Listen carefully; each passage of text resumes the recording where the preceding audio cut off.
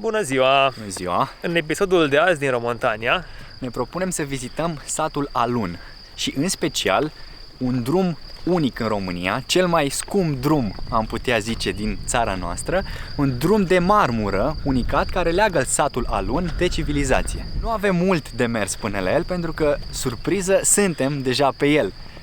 Drumul de marmură nu este așa cum poate v-ați imagina, nu este o marmură cum vedeți în marile palate europene, ci este o marmură mai brută, din care locuitorii satului Alun au fost nevoiți să-și facă drumul de legătură cu civilizația, pentru că nu aveau bani de asfalt.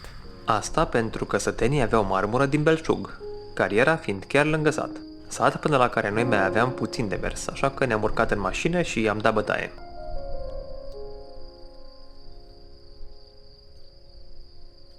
până la Alun facem 50 de minute cu mașina. Ultimele 20 de minute sunt pe drum forestier, iar chiar ultimii 3 km sunt pe drumul de marmură. Alun este de fapt un cătun în ziua de astăzi. Este foarte izolat, este greu să ajungi aici.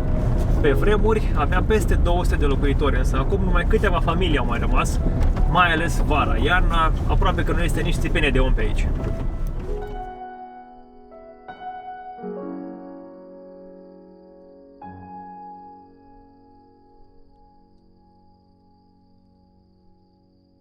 Cariera se află chiar înainte de intrarea în sat și servește ca amintire a vremurilor de odinioară.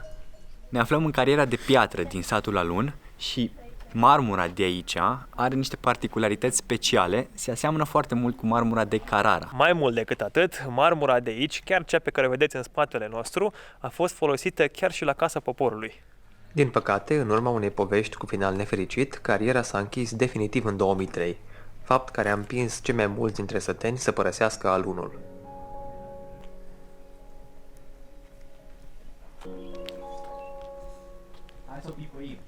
Mai aveam multe de văzut, așa că am luat-o la pas prin sat.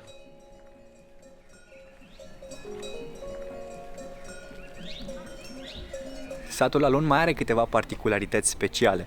Casele din acest sat au o construcție în principal bazată pe marmură, un lucru unic în România, iar casele care nu sunt integral din marmură, cel puțin fundația tot din marmură este formată. Puteți vedea aici în spate o construcție făcută integral din marmură, un lucru spectaculos pe care îl veți regăsi în multe alte construcții din acest sat.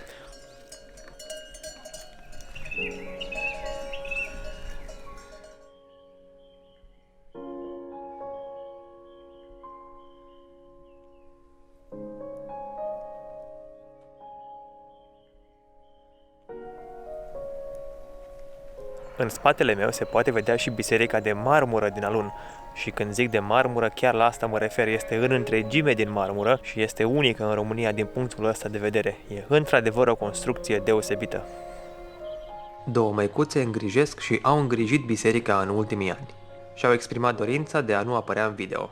Eu le mulțumesc că mi-au permis să o filmez și eu voi spune o frântură din ce mi-a povestit, iar mai departe vă îndemn pe voi să vizitați biserica și să-i aflați tainele. Tot ce trebuie să faceți este ca, înainte de vizită, să sunați la numărul de telefon din descrierea videoului pentru a vă anunța sosirea. Biserica din Alun e considerată unică în România. A fost clădită în anii 30 din blocuri întregi de marmură. Odată cu părăsirea Alunului de către săteni, biserica a început să se degradeze. Din fericire, cele două măicuțe au depus mari eforturi și au reușit să repare momentan acoperișul. Cu toate astea, mai sunt multe de reparat, iar munca lor va continua.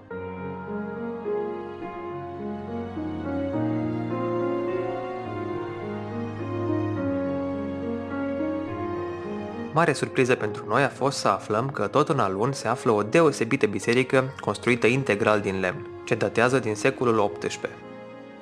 Și pentru renovarea ei s-au depus și mai trebuie depuse eforturi considerabile.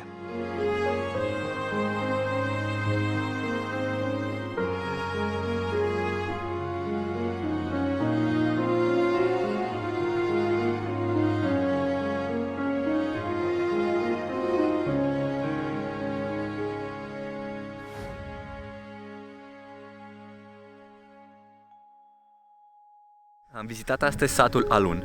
Am văzut drumul de marmură unic în România Biserica de marmură, de asemenea unică în România, și mai mult decât atât am văzut o biserică din anii 1700, lucru de care nu ne așteptam când am pornit în această excursie. Recomandăm tuturor să viziteze Biserica de Marmură din Alun. Până data viitoare, la revedere! La revedere!